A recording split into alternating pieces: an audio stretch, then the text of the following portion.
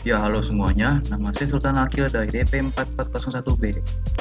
Pada hari ini saya akan mempresentasikan ujian tengah semester dengan mata kuliah Material Teknik 1 dengan judul Pembuatan Kaleng dari Bahan Logam. Di sini saya akan menjelaskan 5 pertanyaan. Yang pertama, apa itu logam? Siapa penemu logam? Kapan karakteristik dan spesifikasi logam itu bisa terjadi? Fungsi utama logam, dan yang terakhir, cara pembuatan kaleng dari bahan logam, baik itu secara ilustrasi, gambaran, dan video secara langsung yang nanti saya akan tayangkan. Pengertian logam. Logam adalah material sebuah unsur senyawa atau paduan yang biasanya keras tak tembus cahaya, berkilau, dan memiliki konduktivitas listrik dan termal yang baik. Logam umumnya dilihat-lihat yaitu dapat ditempa atau ditekan permanen hingga berubah bentuk tanpa patah atau retak, dan juga fusibel, bisa dilelehkan dan ulet, dapat ditarik hingga berbentuk kawat halus. Sekitar 91 dari 118 unsur dalam tabel periodik adalah logam, sisanya adalah non-logam atau metaloid. Beberapa unsur menunjukkan sifat baik logam dan non-logam sekaligus. Dasar berikutnya, siapakah penemu logam? Penemu logam dari tokohnya adalah Johannes Gutenberg. Sejarah logam. Logam telah membuat manusia terpesona selama beberapa abad, karena bahan-bahan ini memberi orang alat yang tak tertandingi baik dalam perang maupun dalam persiapan dan pemrosesannya. Orang-orang Eropa kuno tidak pernah mencapai konsep logam sebagai zat elementer yang berbeda dengan sifat kimia dan fisik tetap. Aristoteles juga menolak teori atom Demokritus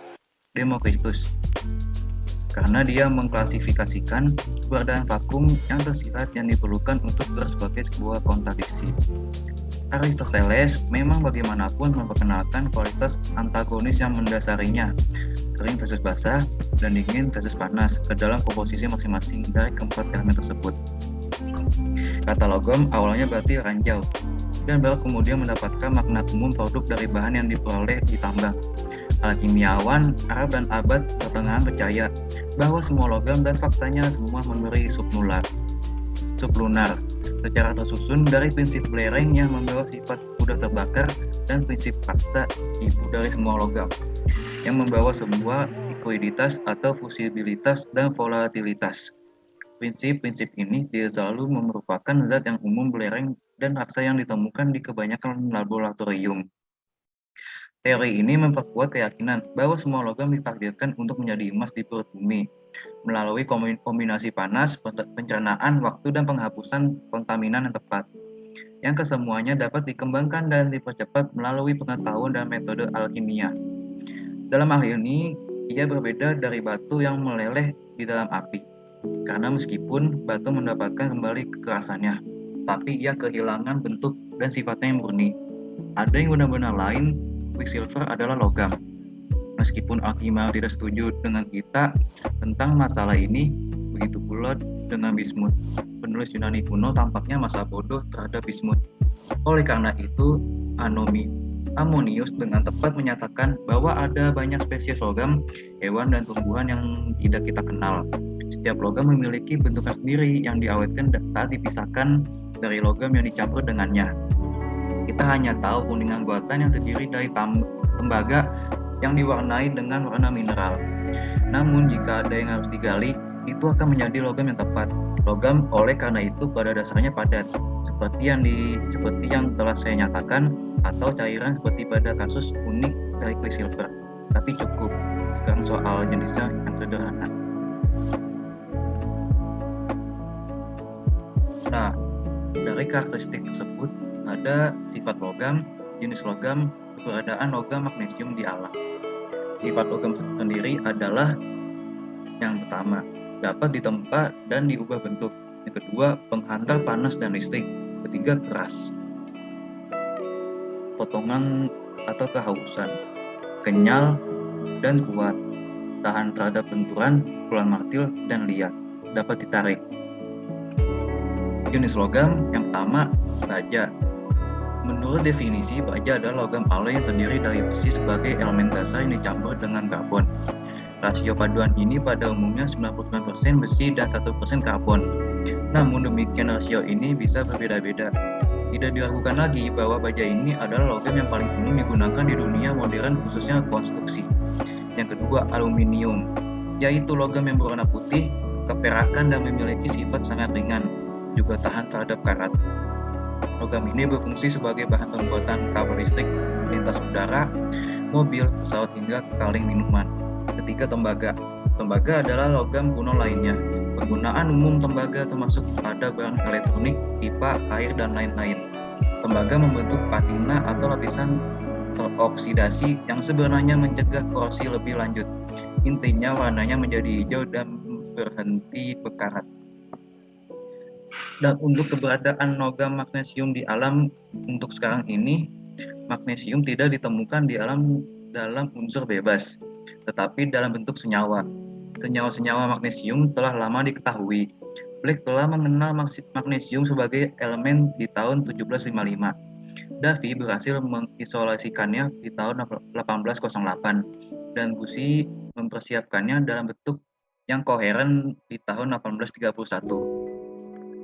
Magnesium merupakan elemen terbanyak ke-8 di kerak bumi.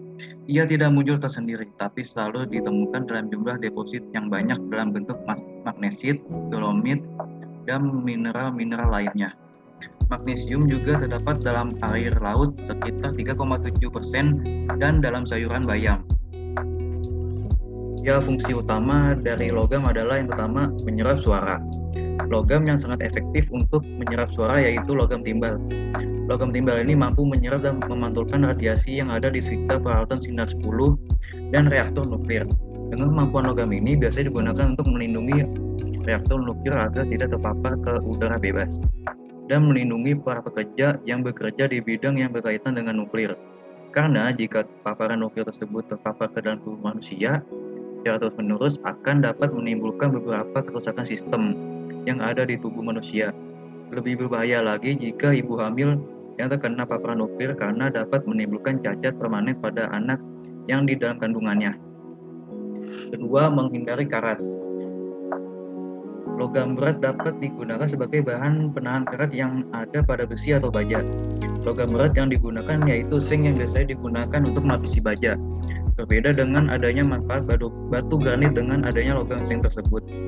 Maka baja yang kita gunakan akan semakin awet dan tahan lama terhadap korosi yang ditimbulkan dari hembusan angin, air hujan, dan udara.